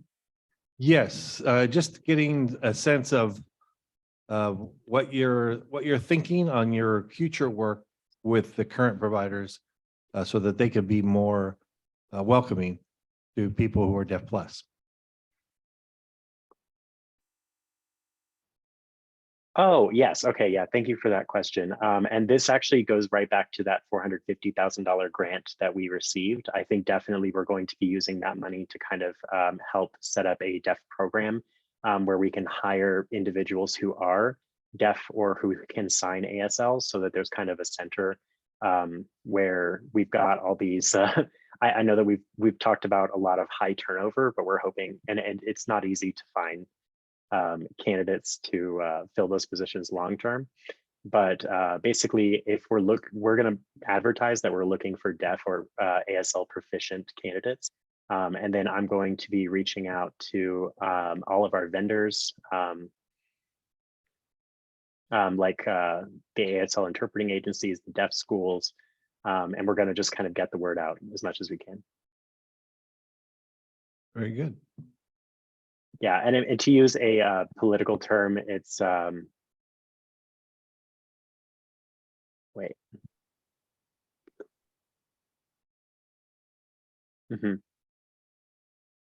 Oh, so yeah, there will be some explaining work we kind of have to do on the front because we don't want to specifically explicitly labeled it ASL, just because that is the language of the deaf community. So we're trying to figure out the wording on that. Very good. Good. Thank you. Always learning. Thank you. And happy to help. Okay, the next person.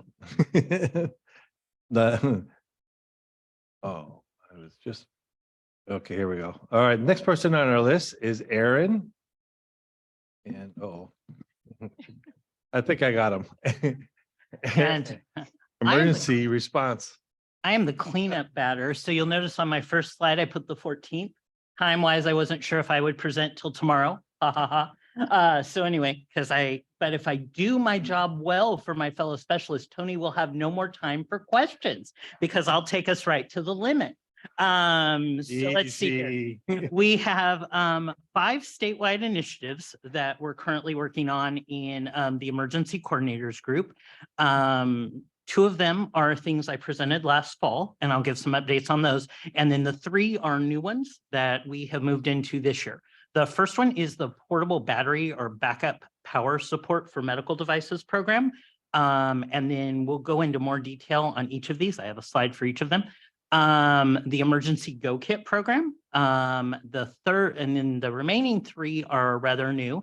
The emergency preparedness safety bulletins that are being put together, the deaf and hard of hearing plus community emergency preparedness and response resources that we've been developing in partnership. The 21 emergency coordinators have been working with the 21 deaf and hard of hearing individuals who are working on these initiatives to develop these communications. And I'll give more detail on that when we get to that slide. And the last one is a partnership with the American Red Cross to provide wildfire pre-planning and evacuation trainings. And like I said, we'll go into more details on all of these. First one is the portable battery and backup power support for medical devices. You had to qualify for this because there was a limited amount of funding. These were funds that were procured out of the state budget, so there had to be very clear delineations on them. And unfortunately, because of that, we're fortunate to have the funding. However, as all of the other people in the room know, when you have that type of funding, you can't just decide to swap the service to someone else if they don't choose to partake in a program or service without it going back before the legislature and them approving it. So sometimes it's like we have these 2 things left and it can be frustrating for all of us, or resources left. However, we have to make sure that we're following the program because if not, everybody's going to suffer in the long run. The criteria for this program was you had to live in a tier 2 or tier 3 high fire threat district, often referred to as HFTDs.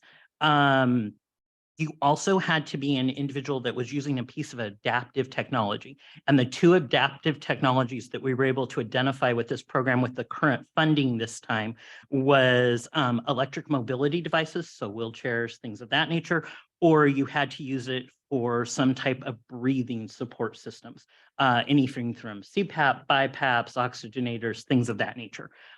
So those were the 2 that we were able to really focus in on this time. VMRC had 7 clients that were identified as being eligible for these resources.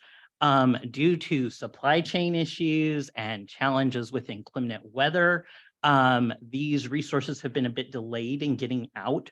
Also, the thing that all the other specialists in the room have identified, high turnover rates, because in order to qualify for these services as well, you had to be either qualified as an independent living service individual of ours, ILS or SLS supported living services.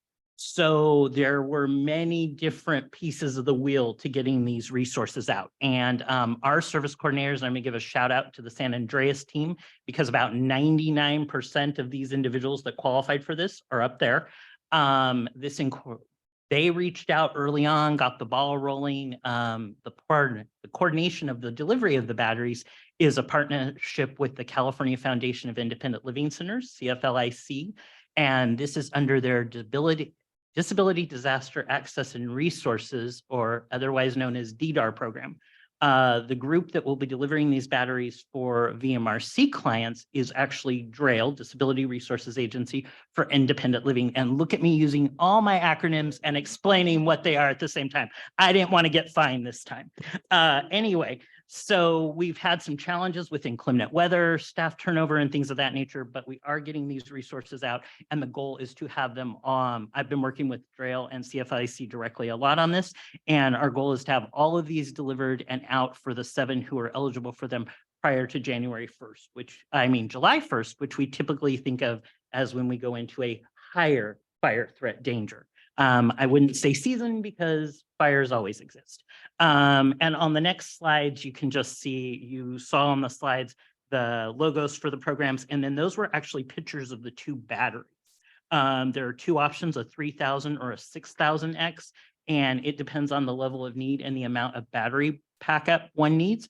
But the goal with those is to provide people with backup power for 2 to 3 days should the power go out. The next initiative is the Go Kit initiative.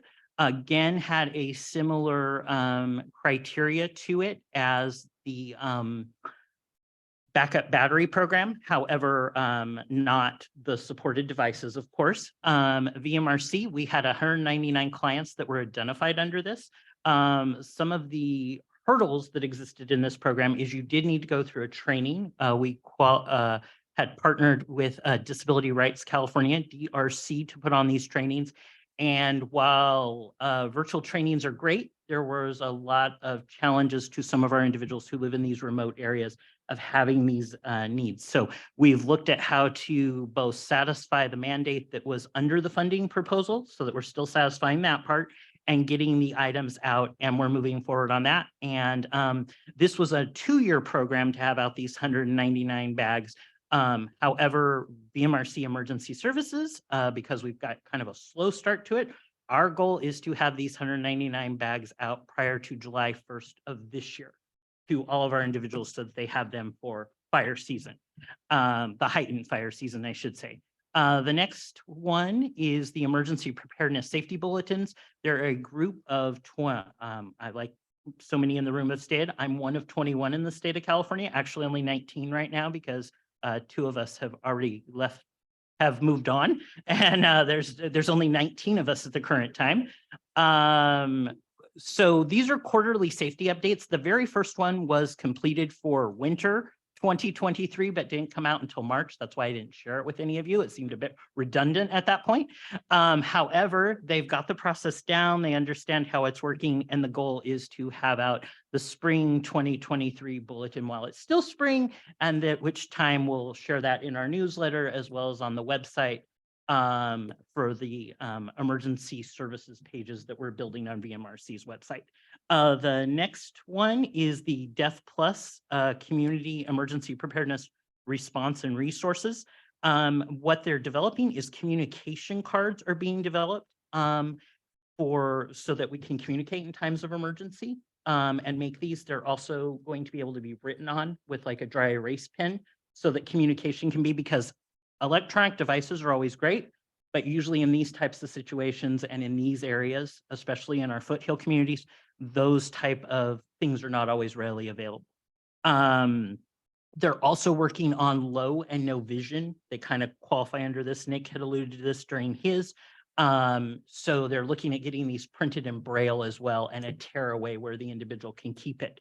2 additional items that are currently also that will be worked on after these communication cards are done being developed.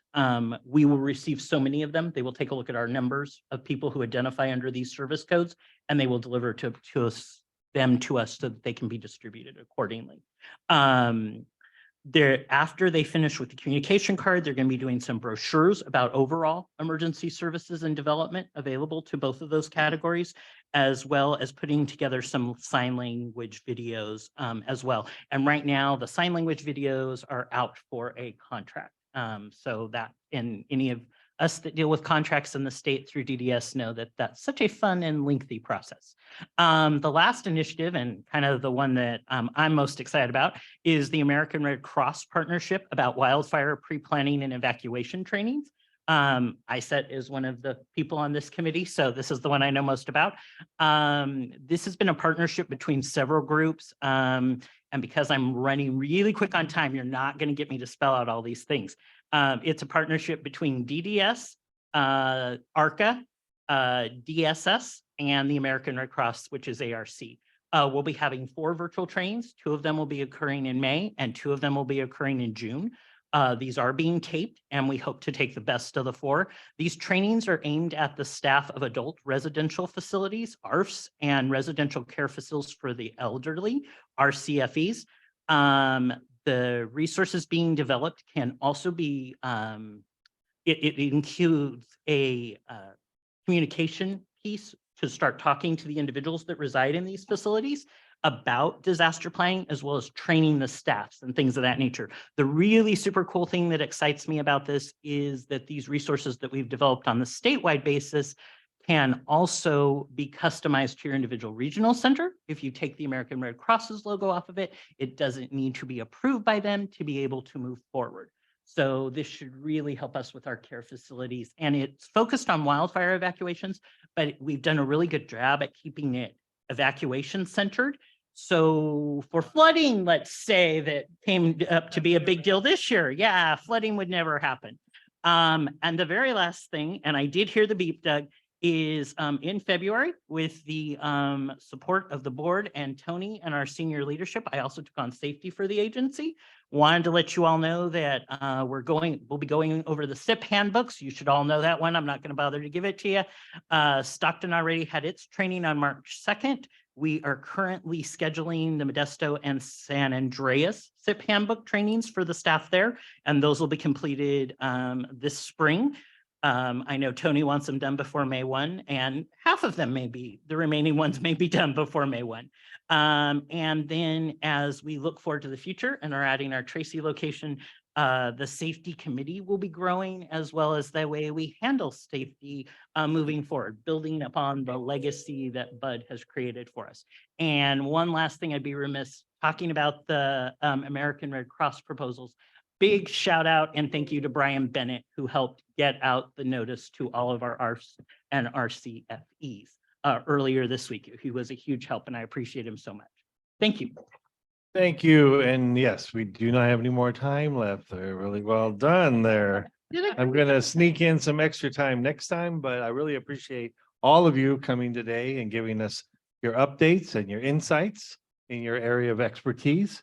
And for this quarterly update, I hope everybody that participated enjoyed. I saw about 50 people, I think, at different times. So I think it's a great resource, and we'll have this available to people to see the recording of this as well. So again, thank you, all of you. And I did get this message about you all want a website presence. And so we're going to teach you how to put things on the website, on the new website as it comes up. And I think that'd be really nice if all the specialists had an opportunity to keep everybody currently up to date on the what's hot in your area. So thanks for delivering that message as well. That's what I heard, at least. Thank you all, and have a good rest of your day.